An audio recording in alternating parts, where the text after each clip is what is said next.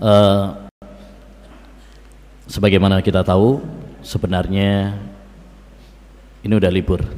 Sebenarnya aslinya jadwalnya memang sudah libur, tetapi karena kepulangan kita dibuat secara bertahap sambil menunggu ya kepulangan, dan karena kita butuh kepada siraman ilmu, siraman rohani, dan bahwasanya ada hal-hal masalah-masalah yang perlu disampaikan sebagai bekal bagi antum sebelum pulang nanti, maka pada kesempatan yang berbarokah ini, demikian juga insyaallah ta'ala sampai nanti hari terakhir yaitu hari Kamis, tetap ada kajian setiap ba'da maghrib.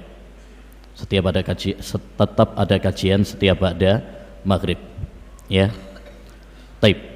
Pada kesempatan yang berbarokah ini, insyaallah ta'ala, saya akan menyampaikan tentang al-ahkamu asy-syar'iyyah al-muta'alliqah bil waba wat ta'ud.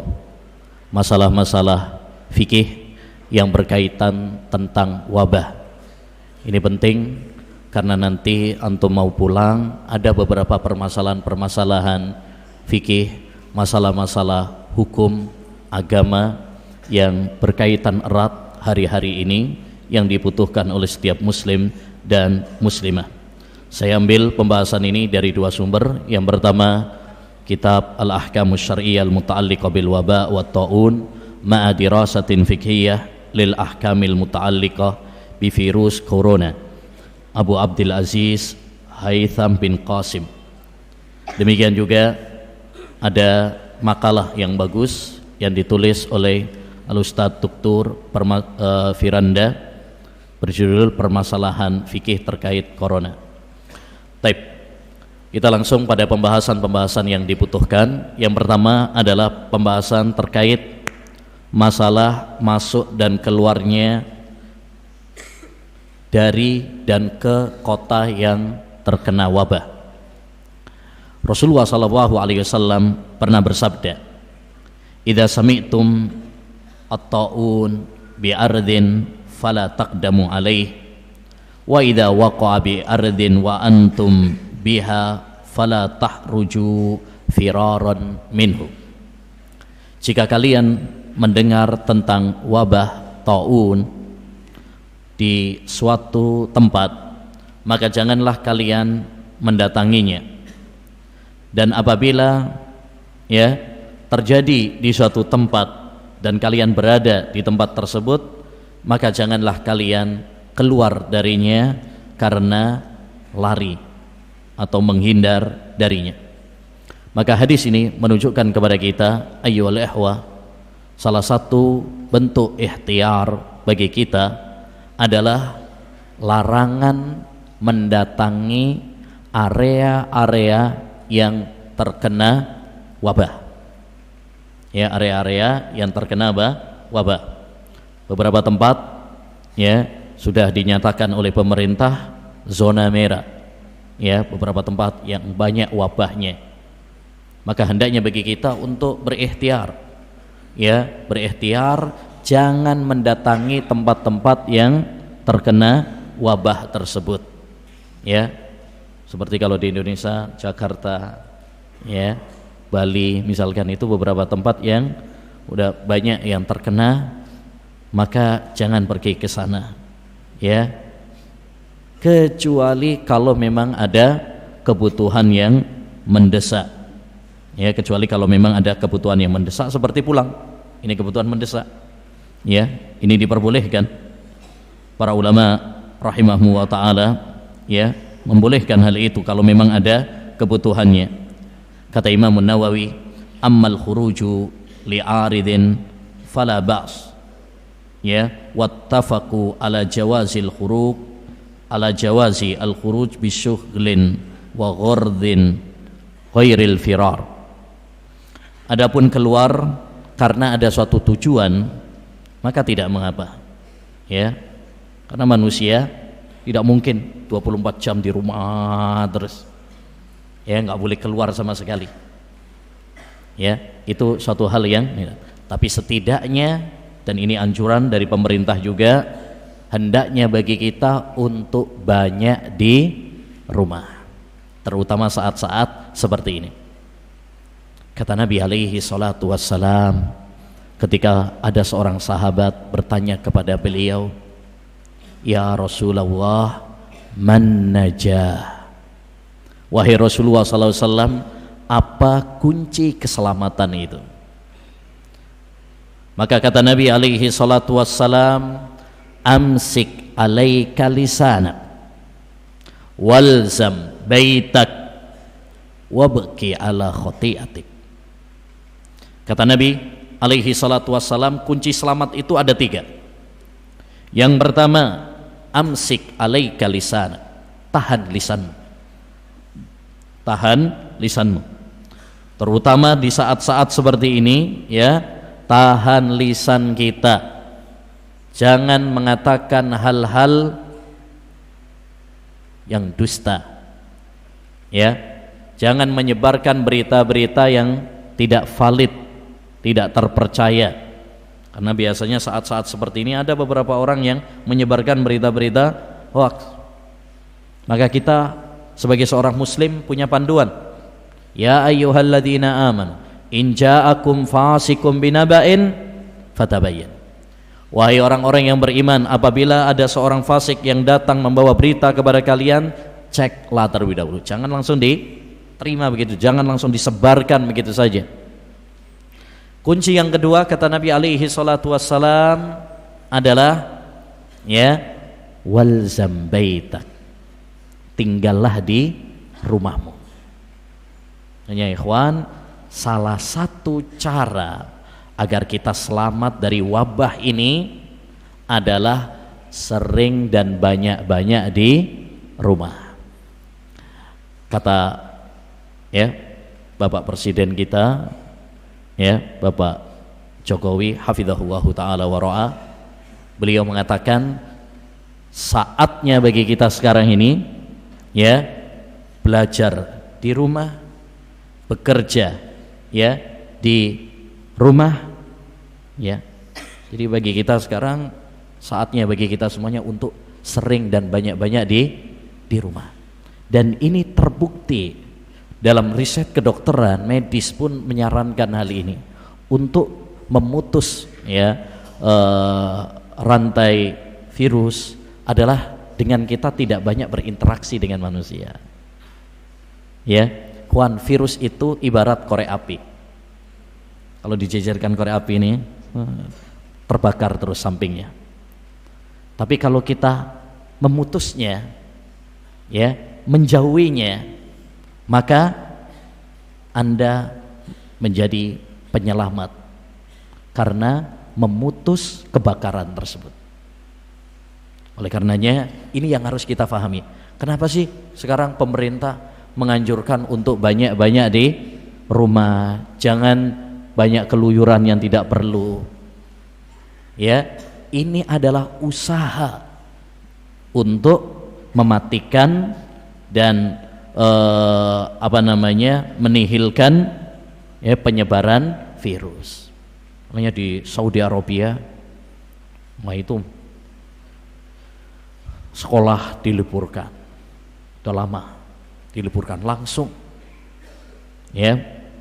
Kemudian umroh di stop, ya. Kemudian hotel-hotel, ya, tempat-tempat wisata dan sebagainya ditutup. Bahkan, ya, kantor-kantor, demikian juga perusahaan-perusahaan disuruh tutup di sana, total lockdown semuanya, total. Bahkan yang terakhir adalah menutup masjid. Hanya muadzinnya yang datang untuk mengumandangkan azan, lalu, ya, orangnya sholatnya di mana? Di rumah masing-masing. Bahkan sholat Jumat pun, ya, dan itu terbukti efektif. Makanya kalau kita lihat jumlah ya yang terkena virus di Saudi Arabia jauh lebih apa? Sedikit dibandingkan jumlah di negeri kita. Padahal lebih duluan Saudi. Lebih duluan Saudi. Bahkan yang mati 0% di sana. Yang mati. Ya. Karena ini salah satu cara yang paling efektif. Hanya saja beda Saudi, beda Indonesia. Nah, Saudi Masya Allah pemerintahnya nyuruh di rumah saja nurut semuanya ya, suruh nutup perkantoran, perusahaan nurut semuanya, ulamanya menfatwakan ya cukup sholat di rumah masing-masing nurut semuanya. Lah kalau Indonesia ulamanya dibantah, pemerintahnya pun dibantah. Ini yang menjadikan kenapa jumlahnya setiap hari semakin apa? Mengkhawatirkan. Ya. Jadi ini masalah yang pertama, artinya apa? Kalau terjadi suatu wabah, maka hendaknya bagi kita untuk menjauhinya. Jauhi tempat-tempat yang di sana terkena apa? Wabah. Sebagai apa? Sebagai ikhtiar bagi kita, karena kita nggak boleh untuk menjerumuskan diri kita dalam kebinasaan. Wala tulku biaidikum ilat tahluka. Jangan kalian membinasakan diri kalian sendiri. Dan Nabi SAW juga bersabda, la dharara wala dhirar. Tidak boleh membahayakan diri sendiri dan membahayakan orang lain. Ya, ini masalah yang pertama. Taib. Masalah yang kedua terkait sholat berjamaah dan sholat Jumat. Ya, terkait sholat berjamaah dan sholat Jumat. Bolehkah sholat berjamaah dan sholat Jumat di rumah? Ya, jadi enggak ke masjid karena adanya kepanikan, adanya rasa takut. Nanti kalau saya ke sana, jangan-jangan samping saya ada orang yang kena, ngejak salaman lagi, waduh, ya, ada kepanikan itu nggak bisa dipungkiri. Ya mending kalau kita misalkan di tempat seperti ini masih bisa terkondisikan, tapi kalau di umum kita nggak tahu orang tersebut dari mana, ya kan? Nah, oleh karenanya para ulama membahas masalah ini. Jika kita mempelajari kitab-kitab fikih, kita akan dapati bahwa para ulama menyebutkan bolehnya meninggalkan sholat ya berjamaah di masjid dan sholat Jumat jika memang ada udzur. Dan udzur ini ya tidak ada ketentuannya secara bilangan. Cuma misalkan hujan atau sakit saja, tidak. Segala hal yang menjadi apa? Udzur, ya, termasuk diantaranya adalah kekhawatiran, al-khauf, itu juga termasuk apa? Udzur, ya, itu termasuk udzur. Taib. Di antara hal ini disebutkan oleh para ulama, a'dzarun fi tarkil jum'ah fi tarkil jamaah hiya a'dzarun fi tarkil jum'ah fala tajibul jum'atu ala khaifin ala nafsihi au malihi wala ala man fi tariqihi matarun wala ala man lahu maridun ya yakhafu dhaya'ahu. Udzur-udzur yang membolehkan seorang itu meninggalkan sholat berjamaah adalah udzur-udzur yang membolehkan seorang itu meninggalkan Jumatan.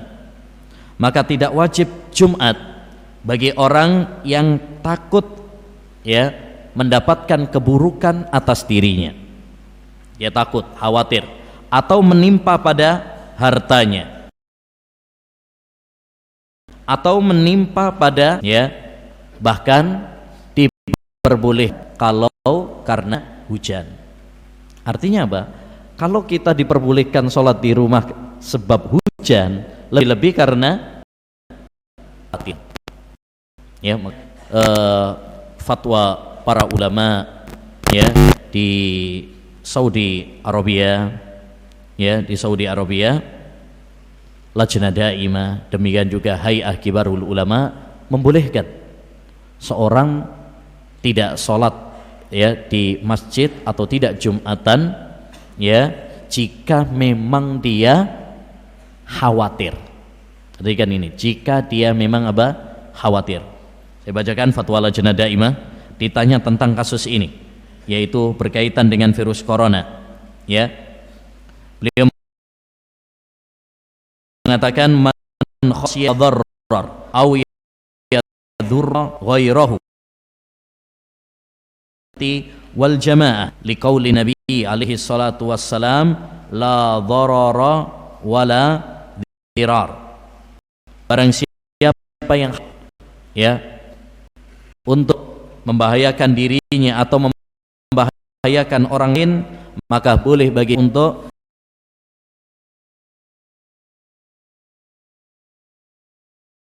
atau tidak berjamaah. Ya, sebuah sabda dharar wa dirar, tidak boleh membahayakan diri sendiri dan membahayakan orang lain.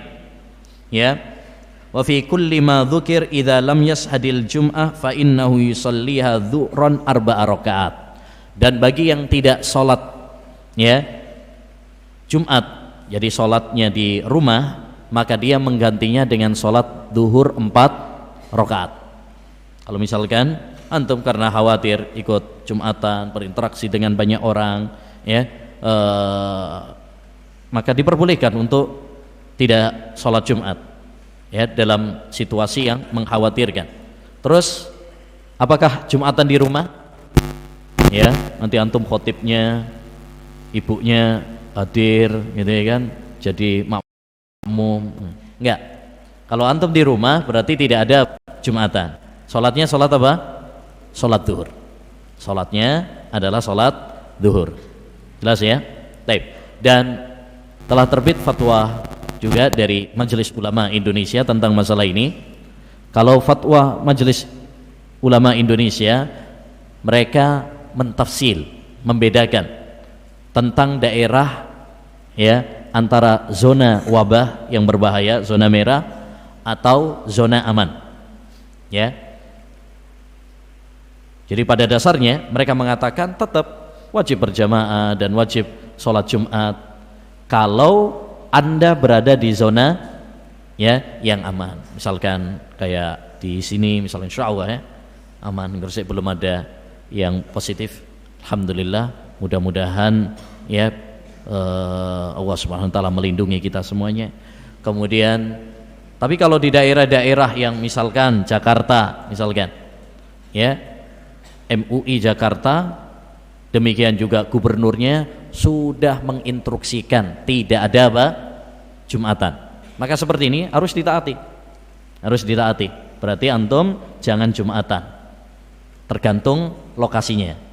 Itu kalau fatwa Majelis Ulama Indonesia. Mereka membedakan antara satu daerah dengan daerah yang lain. Tapi kalau Saudi Arabia enggak. Pokoknya semuanya sholatnya di rumah. Sebenarnya itu lebih menenangkan hati saya. Itu lebih menenangkan hati saya daripada dibedakan-bedakan seperti. Kenapa? Karena dalam kasus seperti ini, ikhwan, kita nggak pernah tahu. Mungkin ada orang, misalkan nih, ya, kita misalkan berada di zona yang aman di Gresik, tapi bisa jadi yang ikut Jumatan orang musafir, ya, kemudian dia singgah di situ. Kita nggak tahu, ya. Nah, tapi setiap negara ya mungkin punya pertimbangan masing-masing.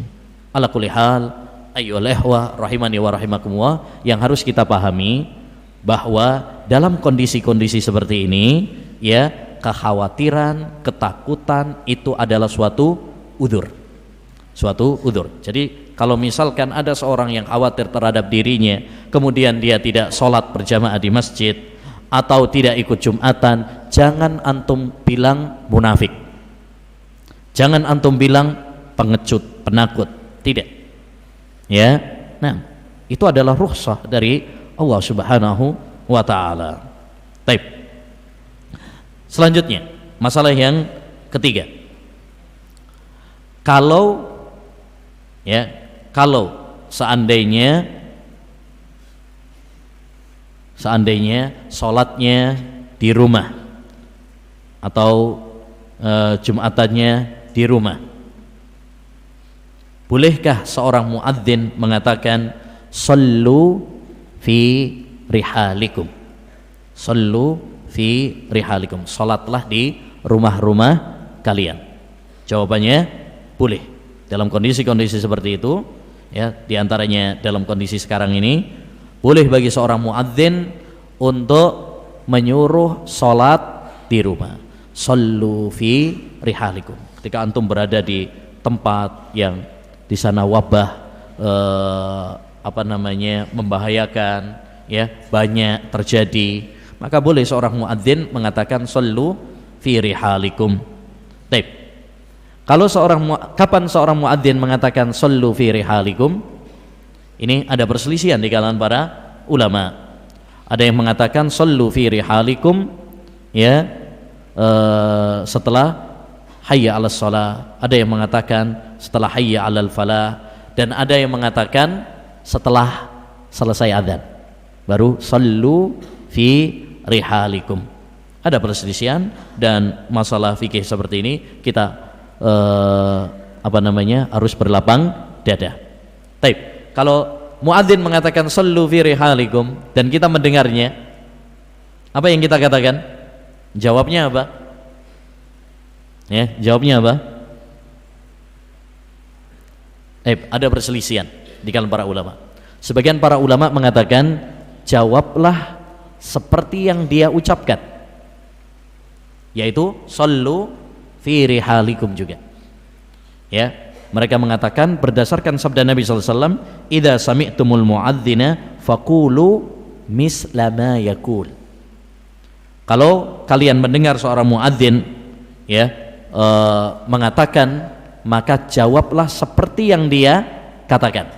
Di situ misla ma yaqul, dan itu lafadznya apa? Umum. Lafadznya umum. Makanya mereka mengatakan kalau seorang muadzin mengatakan as-salatu khairum minan naum, kita jawabnya apa? As-salah khairum minan naum juga. Ya.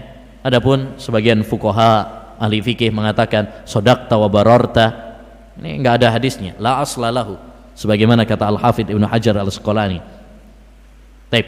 Pendapat yang kedua mengatakan tidak jawab. Sallu fi rihalikum, ya.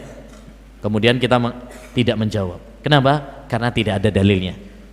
Tidak ada dalilnya. Ini alasan pendapat yang kedua. Tidak dinukil bahwa Nabi SAW, ya, mengatakan sallu fi rihalikum. Baik. Pendapat yang kedua, pendapat yang kuat dalam masalah ini adalah pendapat yang pertama, yaitu hendaknya bagi kita mengucapkan seperti yang diucapkan oleh muadzin berdasarkan keumuman hadis tadi. Ya, dan dalam kaidah usul fikih dikatakan dalil yang umum dibawa kepada keumumannya sampai ada dalil yang mengkhususkan. Di sini tidak ada yang mengkhususkan. Ya, tidak ada yang mengkhususkan, maka kita katakan apa yang dikatakan muadzin. Karena lafadz faqulu misla ma yaqul, ma termasuk min al-fadil umum, termasuk lafadz yang menunjukkan umum. Waman wama tufidani ma'a tu'til umuma ya ukhayya fasma'. Man dan ma itu termasuk lafadz yang menunjukkan umum. Baik. Selanjutnya, masalah yang selanjutnya, bolehkah seorang sholat memakai masker? Ya, kita tahu bahwasanya memakai masker itu dianjurkan, terutama bagi yang sakit, ya, batuk, pilek, ya. Demikian juga ketika kita berada di perkumpulan, makanya dianjurkan, ya, bagi yang pulang, terutama bagi yang pulang melewati kerumunan di bandara, di stasiun, ya, di terminal, besok antum berbekal apa? Masker. Insya Allah nanti disiapkan ya. Ya, kenapa? Karena kita tidak tahu juga, sebagai antisipasi, sebagai ikhtiar bagi kita. Kita dianjurkan untuk melakukan ikhtiar sebagai kesempurnaan tawakal kita kepada Allah Subhanahu wa taala. Ya, betul kita tawakal, tapi tawakal itu harus disertai dengan ikhtiar, mengambil sebab. Ya, sebagaimana akidah Ahlussunnah wal Jamaah. Jadi dalam masalah ini, ikhwan, ada dua golongan yang keliru. Golongan yang pertama yaitu golongan Jabariyah, yang mengatakan udahlah semuanya udah takdir dari Allah SWT, kalau mati ya mati, dia nggak mengambil sebab-sebab, langkah-langkah pencegahan. Ini biasanya orang-orang yang bodoh dalam masalah agama ya. Mereka mengira itu adalah sebagai bentuk tawakal, padahal itu bukan tawakal. Tawakal harus disertai dengan usaha. Coba kalau mereka mengatakan kami nggak takut corona, kami takutnya hanya kepada Allah, saya tawakal, ya. Kalau begitu, ya udah, nggak usah kerja, tawakal aja. Nanti kalau dapat duit takdirnya, ya nanti dapat duit, ya. Nggak usah makan. Nanti kalau takdirnya kenyang ya kenyang, kan gitu. Ya nggak usah nikah. Nanti takdirnya punya anak loh, muncul sendiri. Tinggal download ya. Jadi artinya tawakal itu harus disertai dengan usaha. Kalau cuma sekedar bermodal tawakal tapi tidak disertai, ini paham Jabariyah. Tapi paham yang kedua, paham Qadariyah, di mana mereka hanya mengandalkan pada ya langkah-langkah lahiriah saja.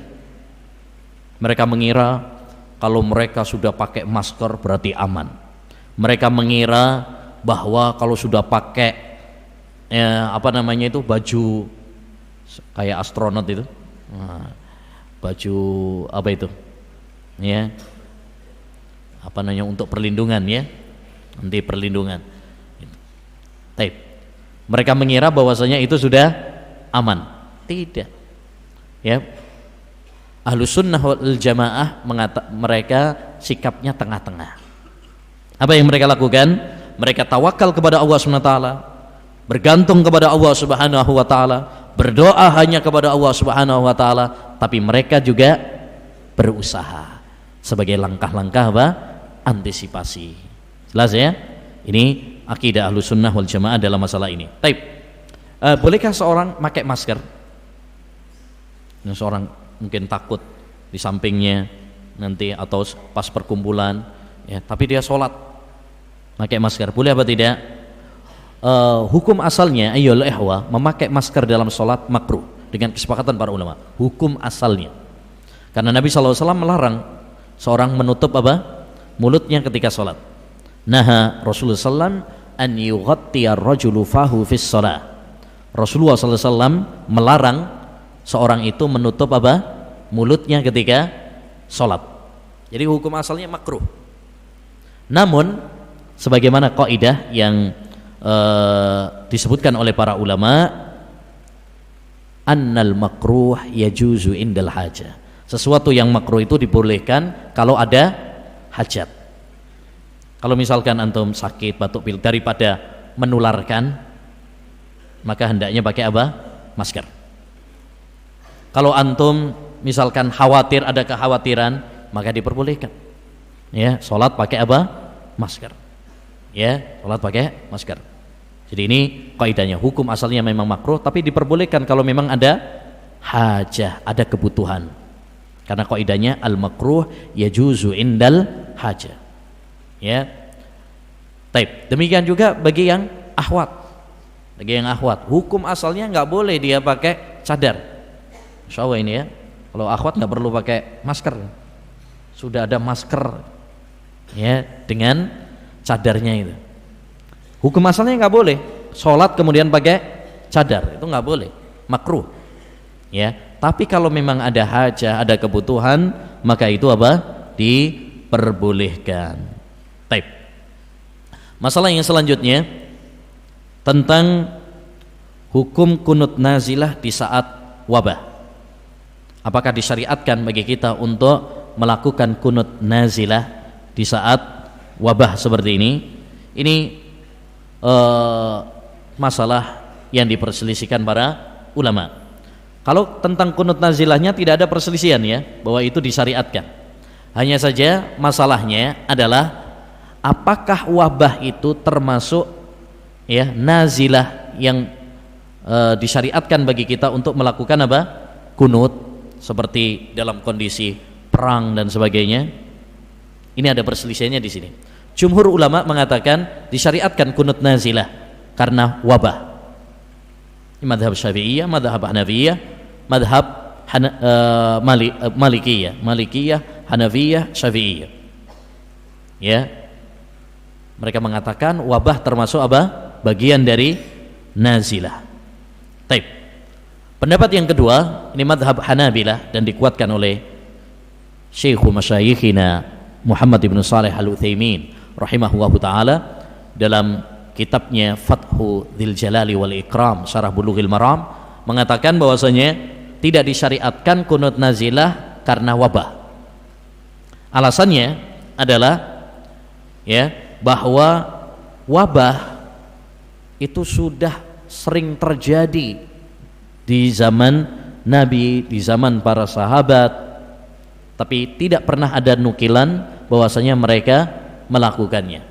Seperti kita tahu ada taun Amawas yang terjadi di Palestina misalkan, sehingga banyak sahabat-sahabat Nabi yang meninggal dunia, Abu Ubaidah bin Al-Jarrah, Mu'ad bin Jabal dan sebagainya ya. Tapi tidak ada penukilan bahwasanya mereka melakukan hal itu. Baik. Jadi ini masalah perselisihan di kalangan para ulama. Dan ini terus terang yang lebih menenteramkan hati, bahwasanya hukum asalnya tidak disyariatkan kunut nazilah ya, karena ini ada wabah, ini semata-mata dari Allah Subhanahu wa taala. Kalau kita lihat nazilah yang dilakukan oleh Rasulullah adalah karena manusia, peperangan, keboliman disebabkan oleh manusia ya. Kalau ini yang mengirimkan adalah Allah Subhanahu wa taala kepada kita sebagai teguran dari Allah Subhanahu wa taala dari dosa-dosa kita semuanya. Baik. Namun, ikhwan, yang perlu kita perhatikan bahwa ya kita harus berlapang dada dalam masalah ini. Kalau seandainya antum misalkan di belakang imam yang melakukan kunut nazilah, maka aminkanlah. Aminkanlah. Apalagi ini adalah himbauan dari Majelis Ulama Indonesia. Majelis Ulama Indonesia menghimbau ya agar kita melakukan kunut nazilah. Maka seorang harus berlapang dada dalam masalah fikih. Man lam ya'riful khilaf lam yashumma anfuhu al-fiqh. Barang siapa yang tidak mengetahui perselisihan ulama, maka hidungnya beliau mencium bau fikih. Ya. Baik. Masalah yang selanjutnya, Wan, kita singkat saja. Masalah yang selanjutnya adalah apa hukumnya memakai sanitizer yang mengandung alkohol? Ya, kita tahu bahwa pembuatan sanitizer itu ada kandungan apa? Alkoholnya. Seperti halnya ada kadang sebagian makanan atau pada obat-obatan. Antum ada obat mengandung alkohol sekian persen. Sama, sanitizer itu salah satu kandungannya ada apa? Alkoholnya. Ada alkoholnya. Apakah diperbolehkan? Jawabannya boleh. Ya, karena kandungannya sedikit, dan pendapat yang kuat juga bahwa khamr khamr itu tidak najis. Ya, khamr itu tidak najis. Ya. Apalagi alkohol itu tidak termasuk khamr dalam artian karena bukan untuk diminum ya. Antum tidak mabuk. Yang namanya khamr itu kalau memabukkan. Seandainya antum minum kemudian mabuk, itu namanya apa? Khamr. Ya. Taib. ala kulli hal diperbolehkan bagi kita untuk memakai sanitizer yang mengandung kandungan alkohol tadi, walaupun kalau memang antum mau lebih hati-hati tentu itu lebih baik, tentu itu lebih baik. Makanya dalam medis juga sebenarnya cuci tangan dengan air dan sabun itu jauh lebih baik daripada pakai sanitizer. Ya, yang paling penting bawa sabun. Sering-sering cuci tangan pakai sabun. Lebih hemat, ya, lebih murah juga, lebih murah. Ya kan, gampang kalau sabun. Kalau sanitizer malah susah. Sanitizer itu hanya saat-saat mungkin susah cari air, misalkan safar, ya, di tempat-tempat yang mungkin susah untuk menggunakan air. Ya, pada dasarnya air itu tentu lebih lebih mensucikan, lebih bersih, menghilangkan dari dari virus tadi. Nggak sebaiknya pakai pakai pakai sabun. Tapi masalah yang terakhir, apakah disyariatkan mengadakan doa bersama-sama, kumpul, ya, dalam jumlah yang banyak untuk raf'ul bala? Nah, ini banyak sekarang ini himbauan-himbauan agar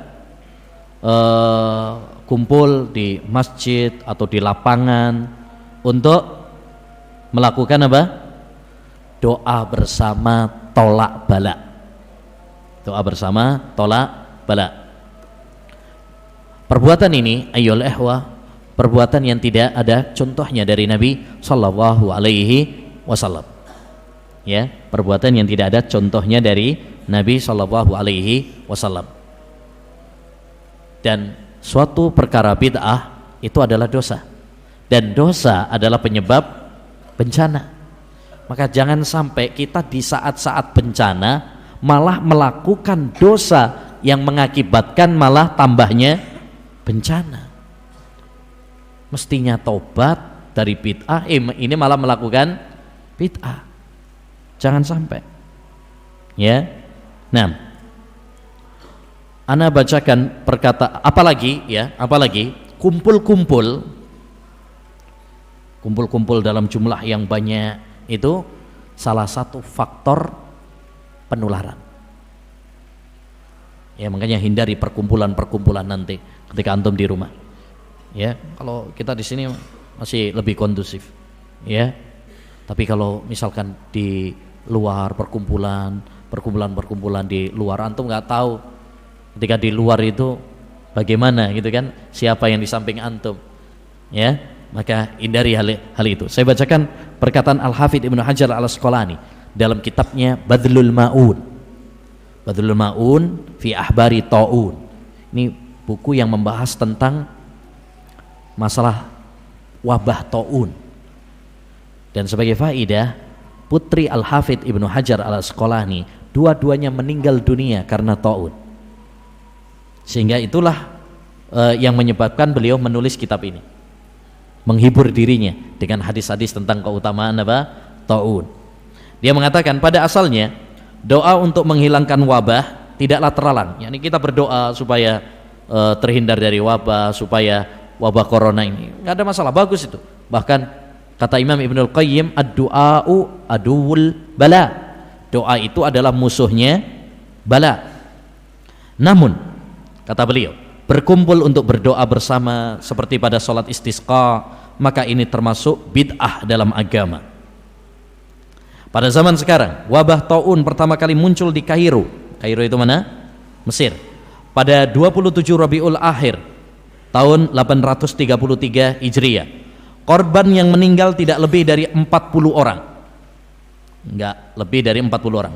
Kemudian mereka keluar ke tanah lapang pada 4 Jumadil Ula setelah dianjurkan untuk puasa, ya, seperti dalam istisqa. Mereka berkumpul dan berdoa bersama lalu pulang. Belum selesai bulan Jumadil Ula, ternyata justru korban semakin banyak, sehingga setiap hari korban yang mati lebih dari 1000. seandainya hal itu disyariatkan, tentu tidaklah samar bagi salafus saleh, bagi para ulama sepanjang zaman. Tetapi tidak dinukil dari mereka hadis atau asar satupun. Jadi itu tidak disyariatkan.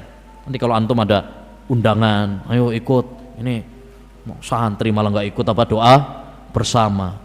Ini untuk kemaslahatan apa? Nggak usah. Kalau mau doa apa? Sendiri-sendiri.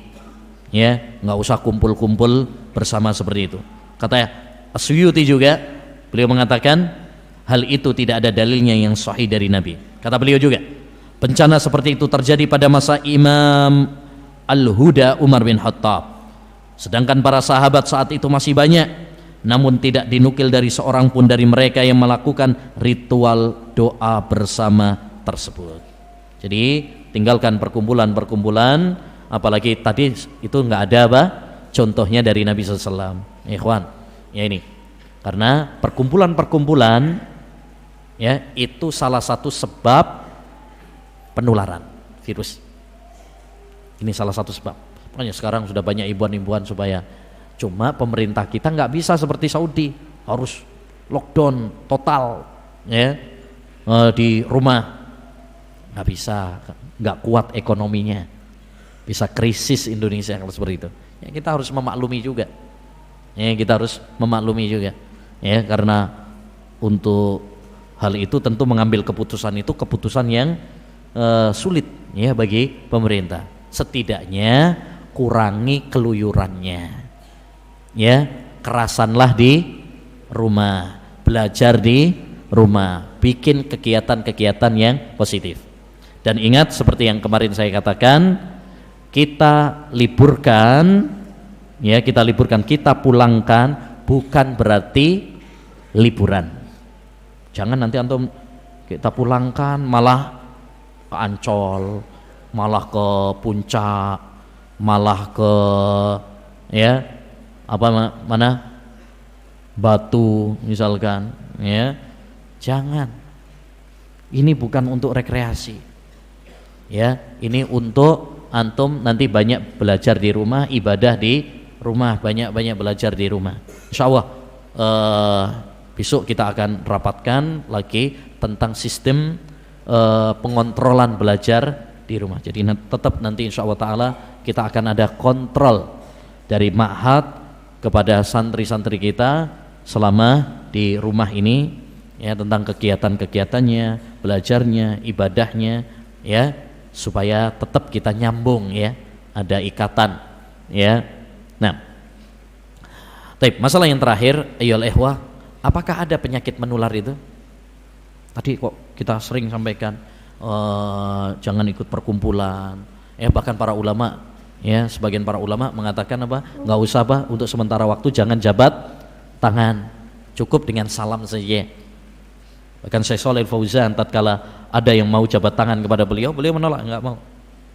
Ketika ditanya kenapa, ya beliau mengatakan man anil adwa wa ta'atan li ulil amri. Ya, untuk mencegah dari penyakit menular dan sebagai ketaatan saya kepada pemerintah, karena pemerintah melarang. Ya, pemerintah melarang. Jadi untuk sementara mungkin ini kalau di luar loh ya. Kalau di luar antum nggak tahu, terutama kepada orang-orang asing, ya untuk sementara jangan apa? Ya, jangan jaga jarak dulu, jangan salaman dulu. Kalau kepada orang-orang asing, karena antum nggak tahu dia terkena apa enggak. Ya, apakah ada penyakit menular? Ada. Penyakit menular itu memang ada.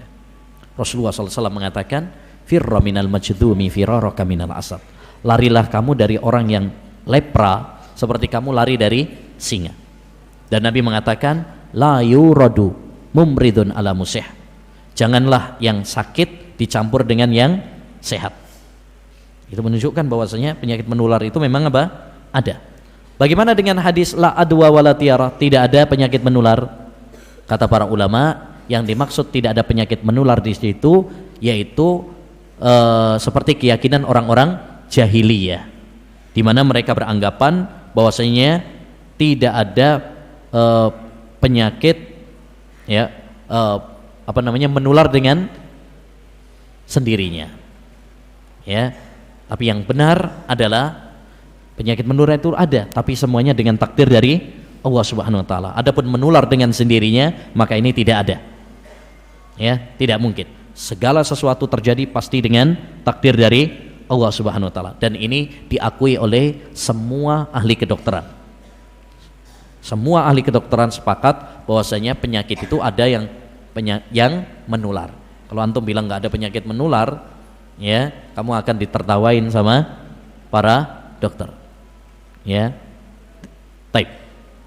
Intinya, ayolah ihwah, ada beberapa masalah-masalah fikih yang berkaitan dengan hal ini yang perlu kita pelajari sebagai modal bagi kita, bekal bagi kita, ya ketika nanti pulang. Al ilmu qabla al qawli wal amal, ya ilmu sebelum berucap dan sebelum berbuat. Taib. Insyaallah taala nanti besok kita akan bahas materi yang lain, ya sebagai bekal insyaallah taala. Mudah-mudahan ya antum semuanya ya selamat sampai tujuan, dan semoga Allah Subhanahu wa taala melindungi kita semuanya ya dari wabah ini, ya sehingga kita bisa kembali belajar lagi, ya amin ya rabbal alamin. Kita saling mendoakan, antum doakan kami dan kami mendoakan antum semuanya. Subhanakallahumma bihamdika asyhadu an la ilaha illa anta astaghfiruka wa atubu ilaih. Assalamualaikum warahmatullahi wabarakatuh.